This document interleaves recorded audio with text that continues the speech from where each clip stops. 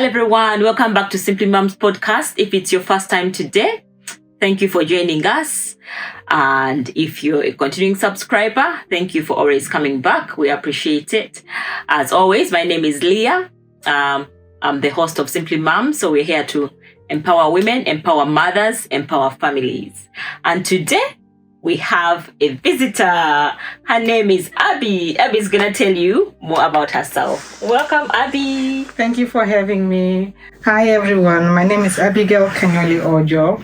I am a mom of boys and I'm a maths teacher and I'm an assistant Senko here in the UK, in England. I'm also a wife. That's very important for us to mention. And a mother of 3 boys. Thank you, Abby, for coming. That's a very good profile. And because of that, today, Mrs. Ojo is going to tell us about how to be a teacher, how to get into teaching in the UK, and how to get into that Senko role. So, Abby, how did you get into teaching? So, first of all, I had to do a bachelor's degree. So, for you to be a teacher in the UK, you need to have a bachelor's degree. So, I teach secondary school. So, it can be a degree in any subject that you are passionate about. Mm-hmm. And then, if you want to teach, you can teach that subject or you can teach other subjects. So, if, for example, if you have a psychology degree, it has got a lot of maths in it. So, you can teach psychology, you can also teach maths. But before you teach maths, you need to do what they call a subject enhancement course. So it's 1 year and it's paid. You get a bursary. Okay. So then you can then teach maths or science. You can do the same. You can teach science. If you haven't got a science degree, you've got other degrees, you can still teach science, but you need to do a subject enhancement course. So there are some subjects like English. Mm-hmm. So you can have a degree in English and then you can teach English. So it is quite flexible. You just need to speak to the university that you are interested in going to, and then you tell them what you want to do, and then they can help you to achieve whatever you want to achieve. All right. Wow. So how did you get into it? So with me, I had a psychology degree, and then I felt like my calling really was in teaching. Okay. So although I could have gone into psychology, and I looked at the pay that I was going to receive, and I felt like I was not going to be able to live on it. So I decided to go into teaching. So back home is something that I initially wanted to do, but then I decided not to because of the pay as well. Because whether we like it or not, pay is a very big incentive. Yes. So I ended up doing other things. But when I came into the UK, I decided to pursue my teaching career. So was that easy? Was it hard or easy? Just for a mom out there who's thinking about maybe going into teaching. Well, the training itself, I quite enjoyed it. I don't want to lie, because I felt like it's something that I wanted to do for such a long time. I felt like it's something that I would be able to do. And although I had challenges, because it's something that I really wanted to do, I was eager to learn. I just sailed through it really. But there are some challenges because of the workload, because when you're doing your teacher training, there is a time where you have to do training, going to schools and teach, and you also have assignments. Okay. So you'll be teaching and also planning lessons, and then also doing assignments and then attending lectures. So the first few months of the year, you go into university full time, and then you go into placements, they call it. So you have to go to different schools for the placements, and then you'll be just going to university on Friday. So you'll be teaching Monday to Thursday, and then Fridays you go to university for a day. Wow. So I really enjoyed it, to be honest, because you learn a lot, and you'll be learning from each other, and you'll be sharing resources with each other, because you're going to be going to different schools and then meeting on Fridays. And it is very important for you to be able to communicate with others effectively and to socialize so that you get all the benefits. Yeah. So how many years is that?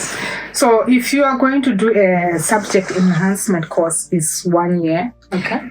It's 1 academic year, but really it's about like 9 months, and then you get paid for it. The years that I did it, which was over 10 years ago, it was £900 a month, tax free. Yeah. Okay. And then when you do your PGCE, is you get a bursary as well, tax free as well. I think it was over £1,000 a month.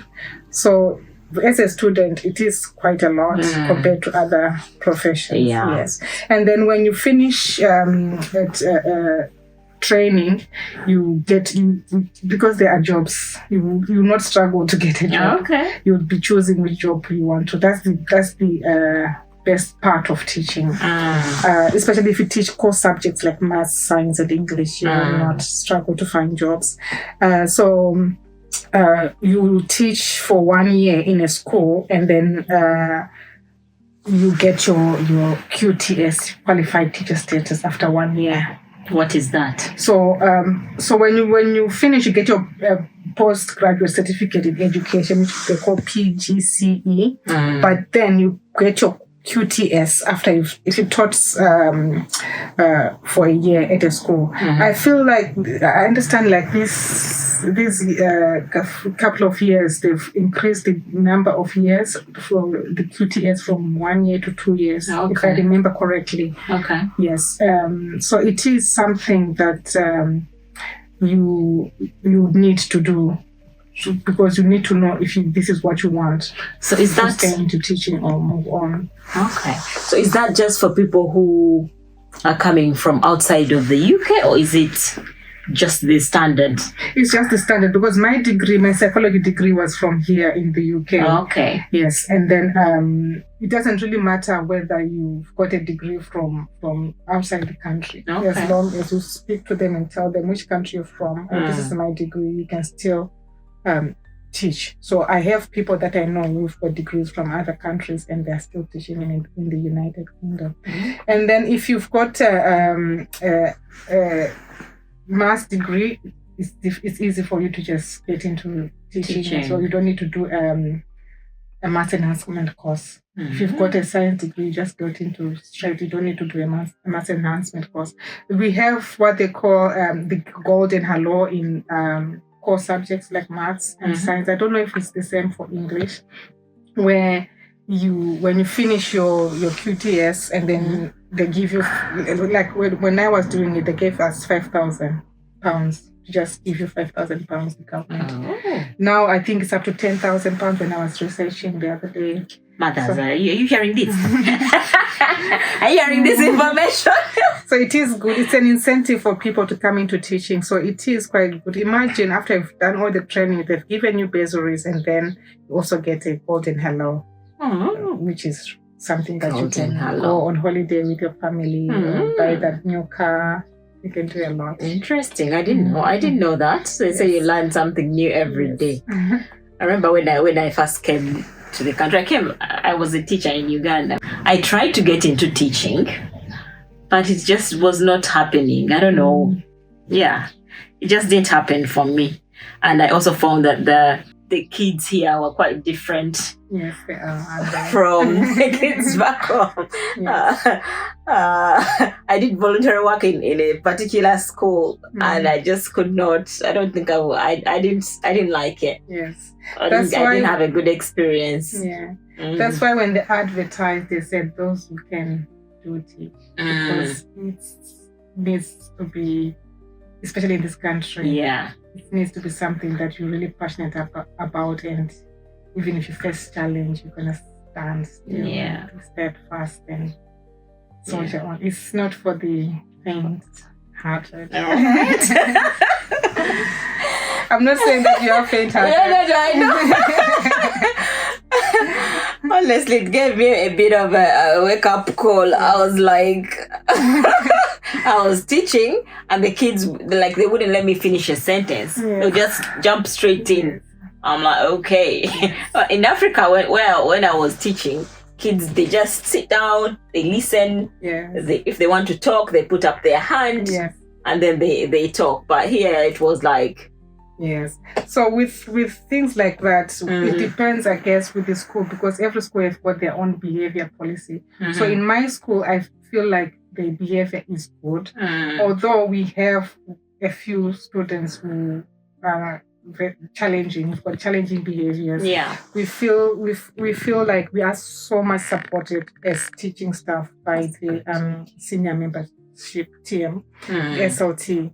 And then, so for example, if a student is misbehaving in class, we have a system whereby you give them what we call warnings. So every warning comes with a negative behavior point. Okay. So if you do something good, you get a positive behavior point. So we have what we call class charts. So parents can actually see if a student has been given, their child has been given a negative point or a positive point. And then you can actually challenge your child. What happened? Why did you get this negative point? And also on class charts, teachers can actually write a message to say, they got this because of this. And then you can send a message to parents.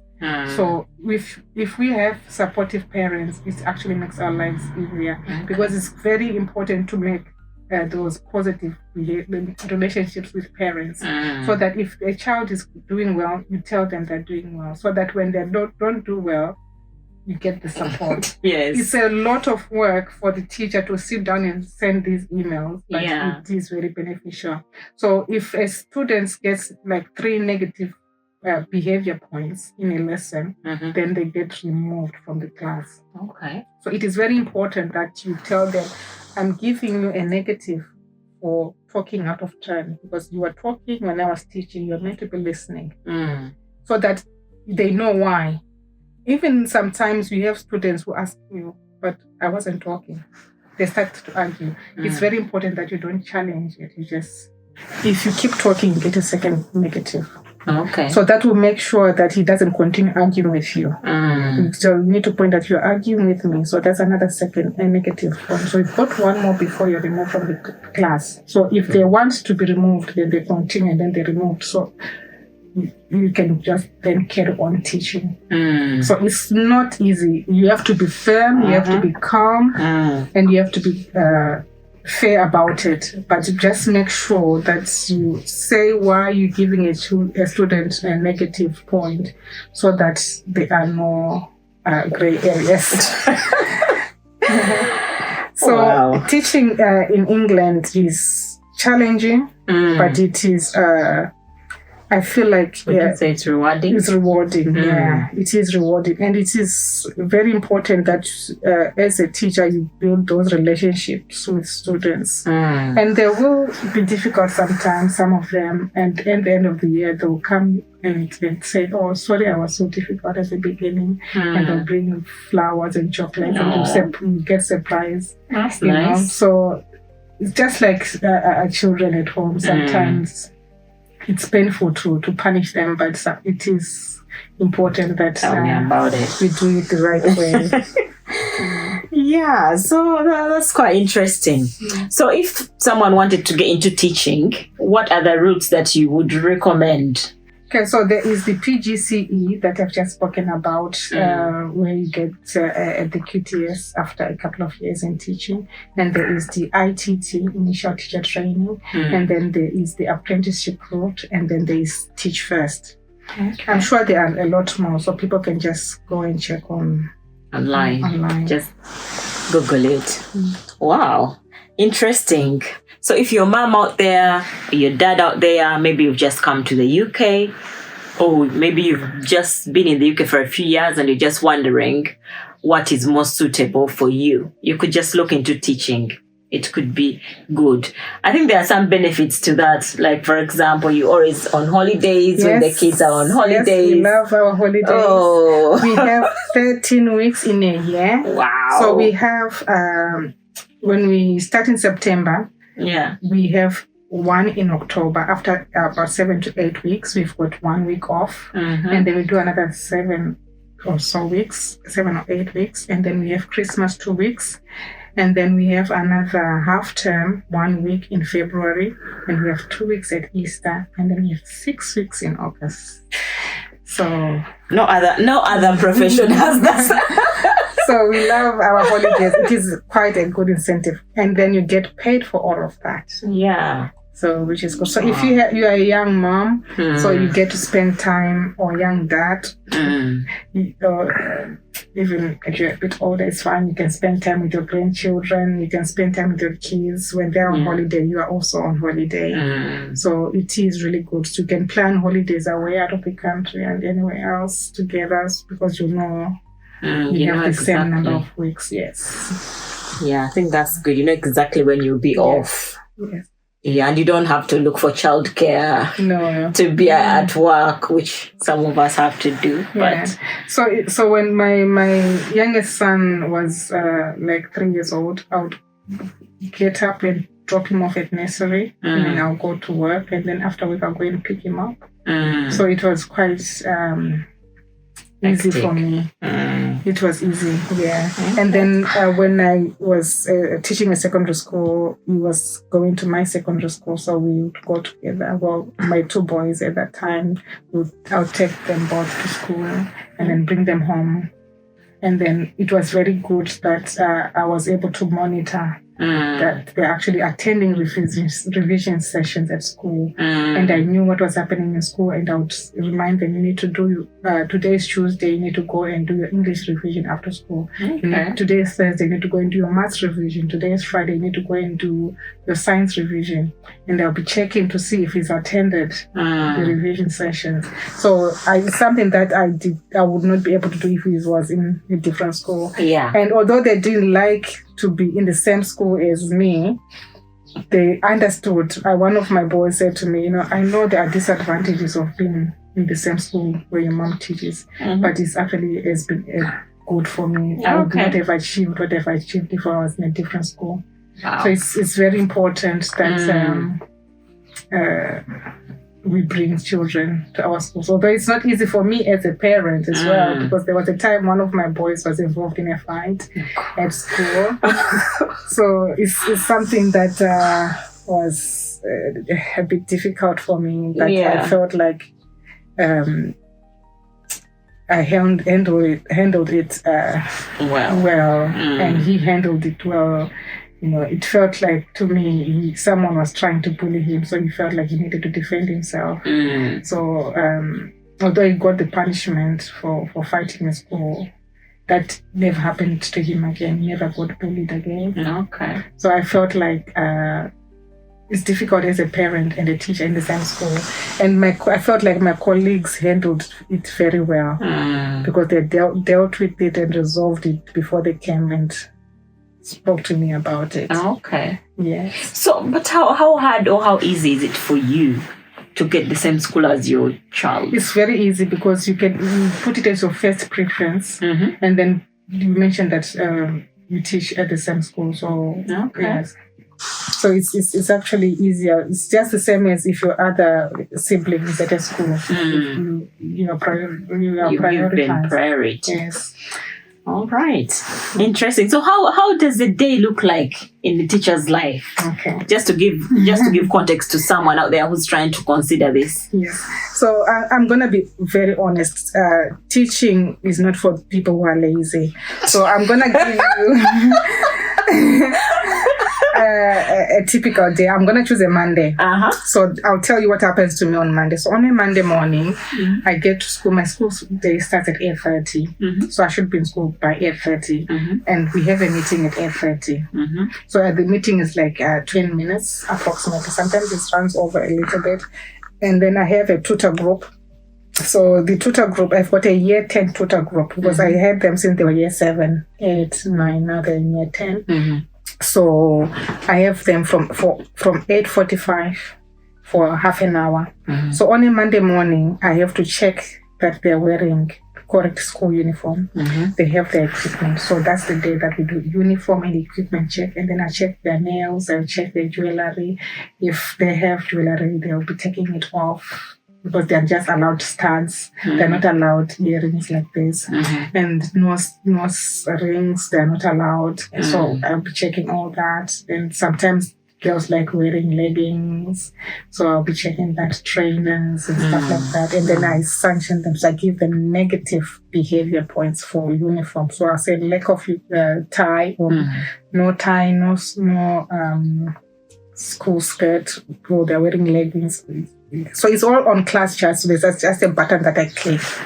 And then I send emails to parents to say, so-and-so has arrived to school, wearing trainers. Please ensure that when they come to school tomorrow morning, they're wearing proper school shoes. And then, so it's a lot of work. So imagine we have a few students who don't have someone hasn't got their school shoes, someone else is wearing leggings, someone else hasn't got a tie. So I only have half an hour to deal with all that. Yes. And then how many are these? I've got 28 students. Yeah.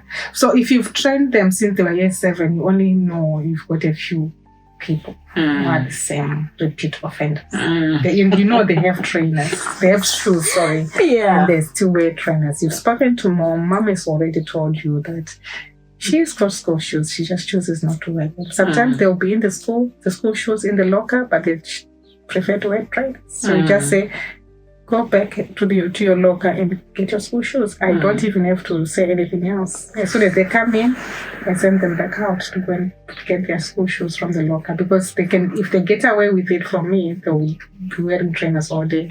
So because everywhere they go, everyone will know that this person is in my tutor group, because if they check on class chat, they know that this person is in my tutor group, so they'll know that I haven't done my job. So they'll have to give the negative point because I haven't given the negative point. So it looks bad on me. Yeah. So like I'm giving other people work, which is supposed to be yours. Yes. So and then in the morning during the tutor time, I've checked equipment, I've checked uniform, I've sanctioned or I've given house points, because if you've got for uniform, you get a positive behavior point. And then if you've got all your equipment, you get a positive behavior point. And if you don't have equipment, I tend to have my own pens and then because they're in my tutor group, I just give them pens, but I give them negative points for not having equipment, because they need everything: calculator, pen, pencil, ruler. Kids. Yeah. So I actually say to them, as soon as they come in, today's Monday, can you put your equipment on your desk? And then I'll go around and check, and then I'd be writing down, and then I put it on the computer. And then we also have 10 minutes reading time. So this is like a literacy intervention. It's a whole school initiative where we read during tutor time for 10 minutes every single morning.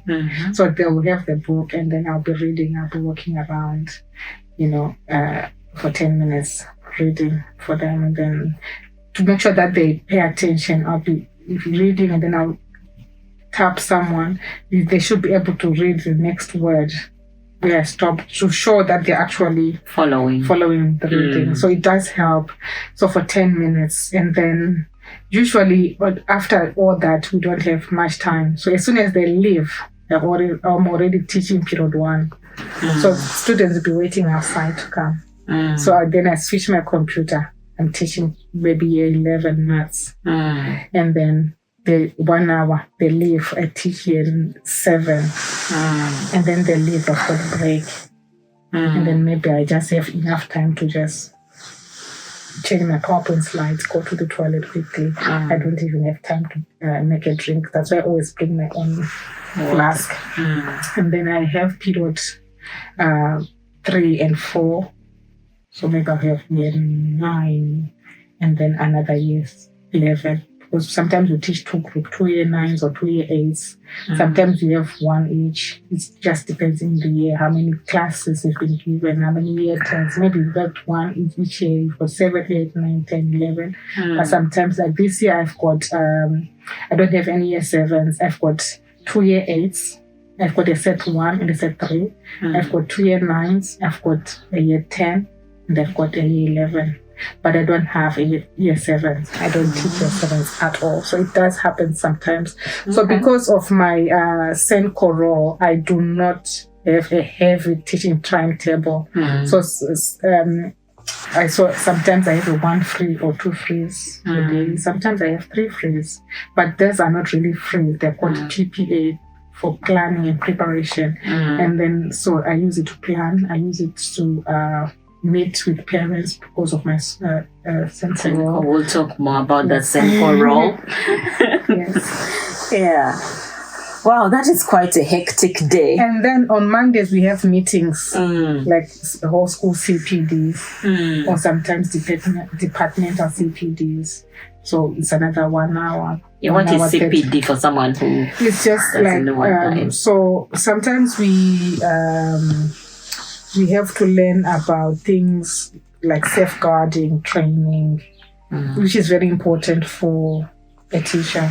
Signs to look for and things like that, and also some teaching practice. Sometimes they feel like we need to introduce things. So like even when we're introducing this reading initiative, we had a CPD on how we're going to do it in class during tutor time. Interesting. You're saying you were talking about day. So is that the day? Is that the day finished? Yes.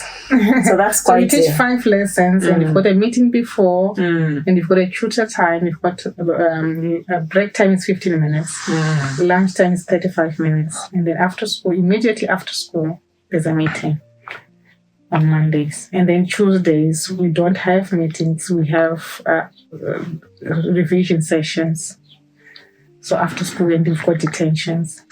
So if you teach in period 5 and you've got a class where you've got students who are with detentions, you have to check class charts to see how many students. If you've got 5 students, you've got detentions. You've got 1 in detention in maths, 1 in science, 1 in social studies. You have to take them and drop them to those places, because otherwise some of them will not go. All right. So you have to take them with you, and then you drop them, and then come back, and then go and attend your revision session. Wow. Or other commitments. Yes. Interesting. It's quite a busy role. Yeah. So like with the school that I teach, I don't have my own classroom because it's quite a big school. We've got over 1,000 students. Wow. And a lot of teachers, but not enough classrooms. Although it's a brand new school, brand new building, I mean. So we still don't have enough classrooms. So I cannot be teaching in the same classroom all day. So sometimes I'm teaching on the maths corridor. Sometimes I'm teaching on the English corridor. Sometimes I'm teaching in a computer room on the 3rd floor. So I should be able to be going up the stairs. And when the traffic is busy, students are changing, lessons are changing. That's why I'm saying you actually have to be active. Yeah. So it is very important that you look after your well-being. Yeah. You exercise, you eat well, you take care of yourself so that you don't break down, because you really need to be mindful of your overall well-being, so mentally, physically as well. So if you're someone who just sits, you don't do anything, when you're supposed to be going from class to class, so from the ground floor to the 3rd floor, using the stairs, you get there 10 minutes late because you can't move fast. And you find that students, when they're there, they're misbehaving and they're making noise, and the other lessons are in the middle. So I hear there is a lot of, if you're late to the class, then something, you get points or whatever it is. Okay. So I understand what you mean. Students get negative points if they're late to the lesson. Yeah. Wow. So what about this SENCO role? What is SENCO and what does that mean? Okay, so a SENCO is a special educational needs coordinator. So I am the assistant, like the deputy. Yes. I don't do everything because my SENCO does most of the things, and she has a very small teaching timetable, whereas I still have a heavy workload as far as teaching is concerned. So I do some of the things. Although I'm able to do some of the things she does, because when she's busy, she delegates to me to say, "Oh, Abby, can you do this for me, please? Can you do this?" We have a very good relationship, and she always checks if she's not putting too much workload on me, because she is aware that I teach as well. So basically what I do is we we work with students who have different needs. So some students who have autism, some students have ADHD, some students have actually got medical issues, some people have got social, emotional, and mental health issues. So it all comes under the umbrella of SENCO. There's a lot that I haven't mentioned. But yeah, so I mainly do referrals. So if parents feel like their child has got autism or teachers not something, it is my responsibility to speak to the parents and say, well, this is what teachers are saying. Most of the time, parents will say, yeah, we tried to do this when they were in primary school, but they were not helpful. Thank you so much. And then I invite them to school for a meeting, and then I give them a form to complete. And then when they complete it, I complete my bit, and then we send it off to the neurodevelopmental team for the NHS. So then they assess this child for either autism or ADHD. And then when they... How long is that? It's quite a lengthy process, but we find that sometimes students are assessed quickly, sometimes it takes long. It just depends with the NHS workload, but it is quite lengthy. We have recently found out that for ADHD, there is a new route that's called right to choose. It is significantly quicker to get a child diagnosed for ADHD, to get assessed, but you have to go through the GP, so it is quite helpful. Yeah, but so those are the things that I do. I make referrals to the NHS. So, and also if a student is struggling with school anxiety, or if the student is struggling with eating, sleeping, and things like that, if parents reach out, we can refer them to the school nursing services. We'll be able to support them. We have someone actually started a month ago who is assigned to the school.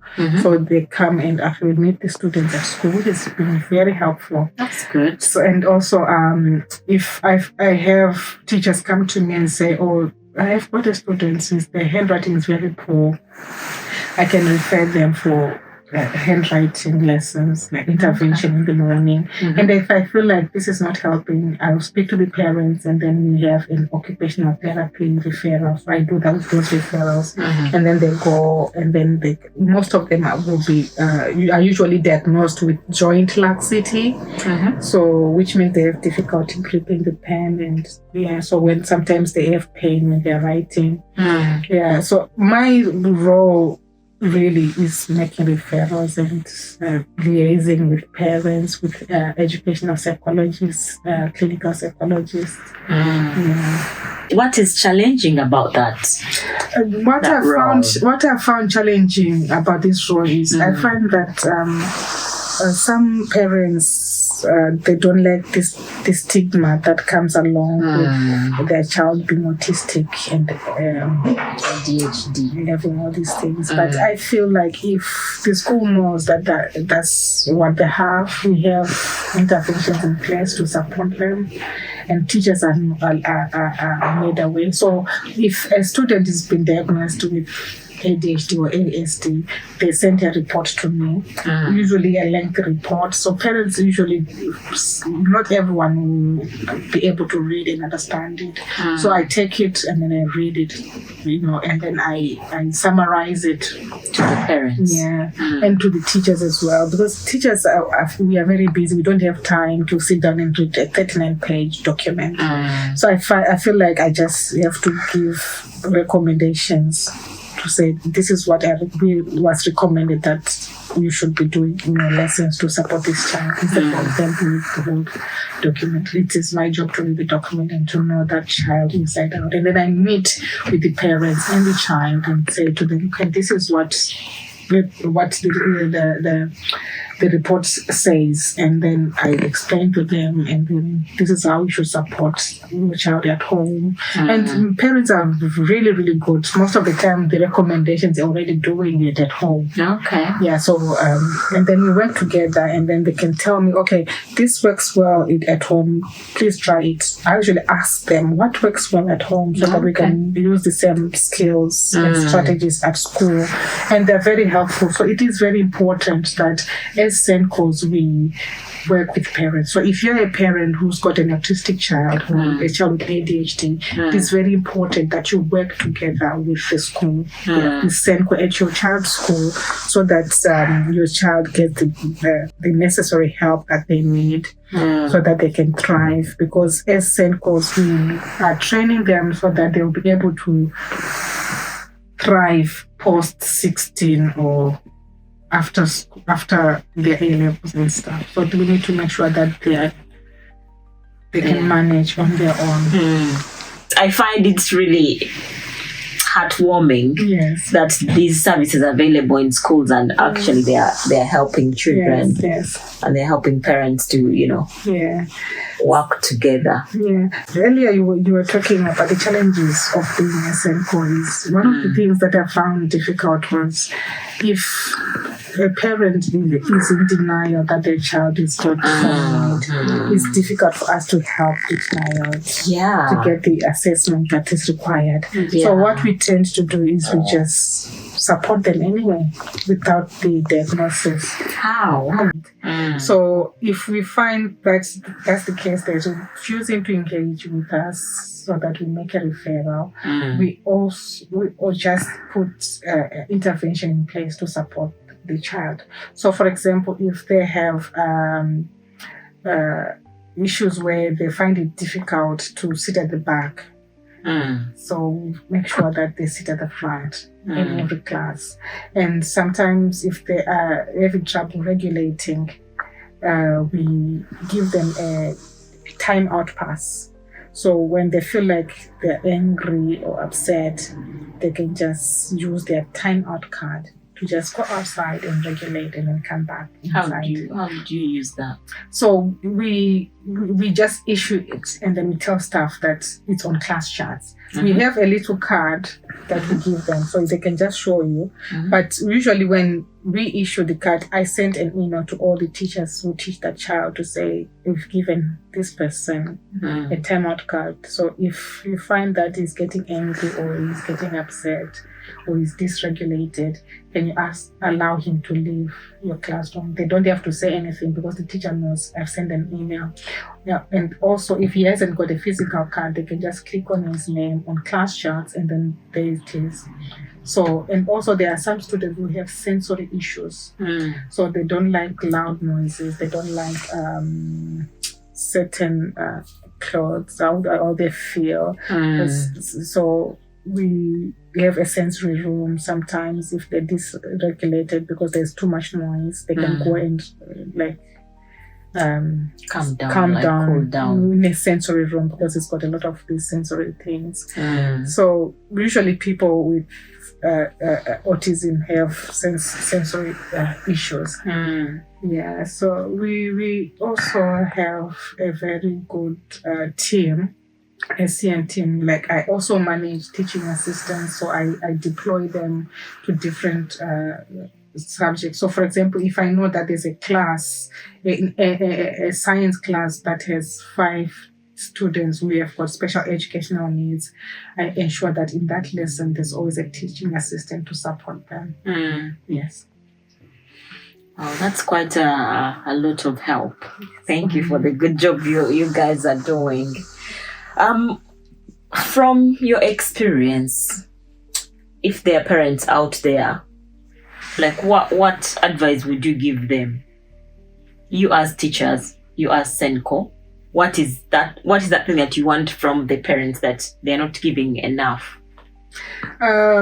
So if you feel that your child has got autism or ADHD, it's very important that you as a parent you are actually supportive to your child, because sometimes people leave it until it's too late, because some autistic traits mean that they take longer than others to complete their work. So if that's the case, we have to make sure that they get extra time. So we've got an exams officer, someone who actually does the testing, and then they then get approval from the government that this person should get 25 extra time, or they should go in a quiet room because they are highly sensitive to noise. So if you're not giving that to your child, it means that they're going to underachieve. Whereas if they have that support in place, then they can achieve. Just because your child has got autism doesn't mean that they are not intelligent. It's just something that means that they see the world differently from others. It doesn't make them disabled or dumb. It's just that they see the world differently. And a lot of people who are successful have got autism. And then so what I found during my role, the time that I've been an assistant psycho, is most girls have got a tendency of masking. So we have a lot of students who've got autism, but you would not tell that they have it because they're really good at masking. Wow. And you have even now adults who are telling you that I am autistic. And because they can mask it very well, you wouldn't know that they're autistic. So it's not a disability. It just means that you see the world differently. So look at it this way. You will be able to problem solve in such a way that others can't do. So you'll be able to ensure that maybe you end up being a team leader because of the way you think.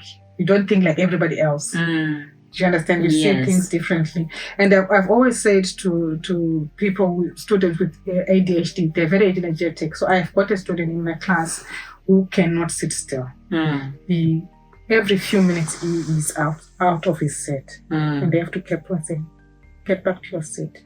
Because I'm an assistant Senko, I don't sanction him for it. Because I know he's got this concern. So you won't get a negative point because their teachers will know. So you have to make sure that every few minutes, after like every 10, 15 minutes, you ask him, so, Robert, I use your husband's name. Robert, can you give these glue sticks out for me? You just give him an excuse to get up. And then you ask him, Robert, can you go and photocopy this for me? So you will leave the class. If you see that it's starting to get irritated, you ask him to do something for you. So it is quite helpful if parents do inform us and support us so that we actually put all these things in place, because they cannot sit still. And people like that, if someone is very energetic, has got too much energy, imagine if you're at a workplace and they're in your team, it means they will help you do a lot of things because they put all this energy. They just need to use the energy. So as you're talking there, I'm just thinking, you've talked about the girls who mask this. How do you notice this, or how can you notice this and help them? Well, usually with people like students like that who are masking, the parents are actually the one who come to school to say, can you apply for this? Because we feel like our child is autistic. And then when we're completing the forms, and then we talk to, because I always send emails to the teachers, because I don't teach all of the students. So most of the students, I don't even know them. So I have to, when I'm filling this form, I have to send emails to their teachers to say, what do you think about this? What do you know about this? Can you give me information about this? And then when I read it, then I see patterns. This teacher said this teacher said the same thing. Then I put it on the form. So there's a lot of reading, a lot of writing, filling in forms. There's a lot of work. And also responding to emails from the professionals when they are doing the assessment. They always ask more questions. They want more information. And sometimes I have to sit down with the students and then they will tell you. Because sometimes when they are overwhelmed at school, they mask it They don't show it. So they'll be boiling inside, but they're not shouting, because sometimes students will find that they're angry and then they'll be shouting and so the girls don't do that. They mask. So which means they're boiling inside. Think about it as boiling. So when they get home, now they have meltdowns. All right. And then the parents are the ones who then get the brunt of it. So what we do, because we know that this is what happens when they get home, we give them things like the timeout pass. So if you feel like that, instead of you sitting in there and then boiling inside and then melting down when you get home, when you feel like this, come and find me. I've a few teaching assistants who just work with students who have autism. So I make sure that when I have a person who's diagnosed with ASD, I give them a mentor. So because I'm always teaching, and the Senko is always busy as well, teaching sometimes in meetings. So, but teaching assistants, they can leave classrooms for a few minutes. So they can find them, they can find me, but they have a mentor. Or they just go into the sensory room. Because we've got an area which we call a hub for special educational needs. So where the sensory room is. Yeah. And we have some students who cannot cope when there is a different teacher. So people with one of the traits is they don't like change. Yeah. So if their teacher just suddenly was unable to come to school today, and then they get to the lesson, they're expecting this is so and so, and they're not there, then the world is upside down. Then they cannot cope. So we always say, if this student comes to the hub, please don't send them away. So they go to the hub, and then they get their work. We go and get the work for them. They sit and work in the hub, and then we mark them present so that it doesn't look like they're being truanting. Wow. So there's a lot of things that we have to put in place for that. So if you refuse for your child to get assessed, you are just doing your child a disservice. I've learned quite a lot from that. Because I've heard that when the kids get a sub, sometimes they misbehave, or then there is a bit of chaos in class. Yes. Because would that be because maybe they came expecting a teacher and then they didn't find this, and then they start messing up? So with students, if I'm their main teacher, they are always going to behave for me because they know me, they know my rules, and they know how strict I am. But if it's a supplies teacher, they feel like, it's like time off work. They're not gonna work, they're gonna misbehave. So usually at my school, if we know that there's a sub on our corridor, if I'm free, I always go and check to see if they need help, if everyone is behaving. Now, in that class, if the students are misbehaving and they've got one or two autistic students, they don't like noise. They don't like things that are not structured either. So even if they manage to cope and go inside, but they're not gonna like the atmosphere. So they're gonna get dysregulated, and hence they can just go to the hub, and then they work from there. Wow. Interesting. Yes. Interesting. So any last words as we wrap up? Because that's quite a lot of information. I know. So what I can just say about teaching is it is challenging, just like any other job is challenging. Yeah. And also it's the incentive for getting into teaching is the holiday. We've got 30 weeks off. And the money is not too bad either. So I would recommend people to. It's not a lot of money. It's just not too bad. So it's actually an incentive for people to come to teaching. Yeah. So is that everything? Is there something you wanted to say that I have not talked about? We've talked about everything and more. So okay. Thank you so much for having me. Thank you so much. Thank you, Mrs. Ojo, for coming on Simply Moms. And if you're a mom out there and you've been thinking about teaching, you've been looking for that thing that you would do to help your family that is going to be family friendly, Mrs. Ojo has told you all about teaching. So Thank you so much. You're very welcome. And thank you guys for watching. Subscribe and bye-bye. Bye-bye. Ding, ding, ding, ding. Press that ding, ding, ding. Oh, my man. Please remember to subscribe to Simply Moms to support the channel. Yes. And don't forget to share with your friends and comment. Bye-bye. Bye-bye, everyone.